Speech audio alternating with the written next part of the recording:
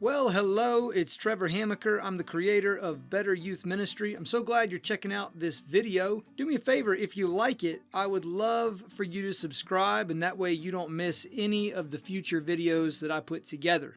Now, this video is all about productivity, specifically productivity when you're working from home. So if you're interested in that topic, you're in the right place.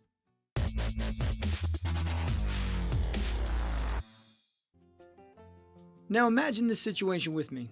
A youth pastor named Chris sits down on the couch with his cup of coffee. It's another morning in this new reality of working from home because of the coronavirus.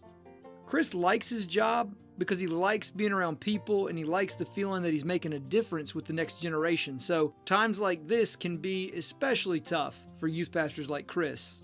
He sits there on the couch with just his coffee and his thoughts, but then his phone buzzes and it's an alert from Facebook. So he opens the app to see what it's about, and he quickly realizes that it's nothing important. But then he starts to scroll, and scroll, and scroll. He likes a few pictures, leaves a few comments, and clicks a few links. And before he realizes it, 35 minutes have gone by, and he thinks, gosh, I have got to get more productive. Does any of this sound familiar? When Asa Raskin invented the infinite scrolling technology, he was trying to help people to become more productive. Instead of having to refresh a web page or click a button to go to the next page, the infinite scrolling feature allows people to, well, scroll infinitely. But Raskin didn't predict what would come from his well-intentioned invention. Instead of helping people become more productive, they've become less. They're getting lost in apps, mostly social media apps, that keep them scrolling and scrolling and scrolling.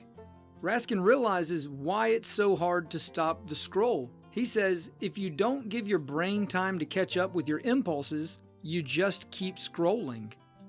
Today, he compares his invention to the story of a creator who lost control of his creation.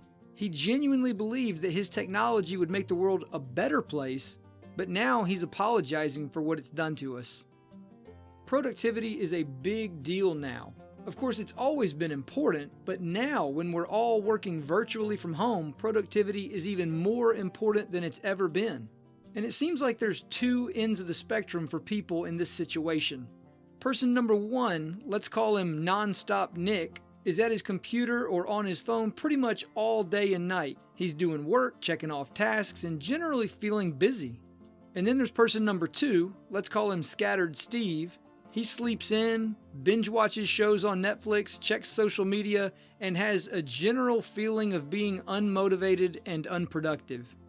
No matter which of those two people you identify with the most, and honestly, we all probably have a little bit of both of those people in us, I have a few tips that will help you get things done while you're working from home. Tip number one, make a schedule. Freedom can hurt your productivity if you don't have a plan for how to use it best.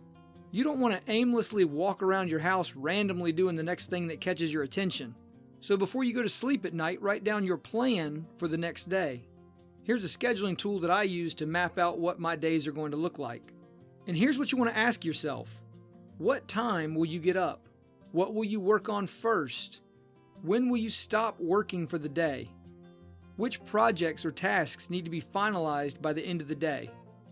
Also, be sure to leave some unscheduled time on your calendar for unexpected interruptions because those things are sure to show up. Tip number two, get dressed. Working in your pajamas might be comfortable, but it won't help you be productive. By getting up and getting dressed, you're saying to yourself, I'm ready for work. And that's a good thing because you're not on vacation. You're working from home. Plus, if someone, like your boss, sets up an impromptu Zoom meeting, you won't have to hide your whole upper body from the screen. Tip number three, set a timer. Productivity experts recommend a method called the Pomodoro technique. The idea is very simple and surprisingly effective. Here's what you do. Set a timer for 25 minutes and start working. When the timer goes off, take a 5-minute break. Then start again with another round of working for the next 25 minutes. After a few rounds of this, you will have made noticeable progress on your work and built up some momentum to keep it going throughout the rest of the day. Tip number 4, go outside. Working inside for too long can drain your energy and stifle your thinking. Every few hours, make it a point to stand up, stretch your legs, and get some fresh air. I think it was Friedrich Nietzsche who said, "It is only ideas gained from walking that have any worth." I don't agree with his philosophy, but I think he's right about that.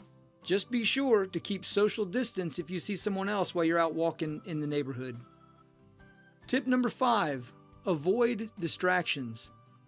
A study from the University of California at Irvine found that it takes us an average of 23 minutes to get back on track after we're distracted or interrupted from our work. So unless you're an on-call healthcare professional, it will help you work more efficiently if you close the door, turn off or silence your phone, and shut down your email program while you're working. Be proactive and set yourself up for success by eliminating the potential for distractions that might derail your productivity. So now it's your move. Working from home presents us with new challenges as well as new opportunities. Either way, beware of the infinite scroll. It will steal your time and give you the false impression that you're accomplishing things when you're not. To make the most of your time, start implementing one or more of these tips today. Here are those tips one more time. Make a schedule, get dressed, set a timer, go outside, and avoid distractions. Oh, and there's one more thing that might help you too. Reward yourself at the end of the workday for a job well done. That's important. So I wonder, what's one tip that you could share about how to work better from home? Leave it in the comments and we'll keep the conversation going. Once again, if you've enjoyed this video and you think these kinds of conversations are helpful, I would encourage you to subscribe down below, and I'll see you on the next video.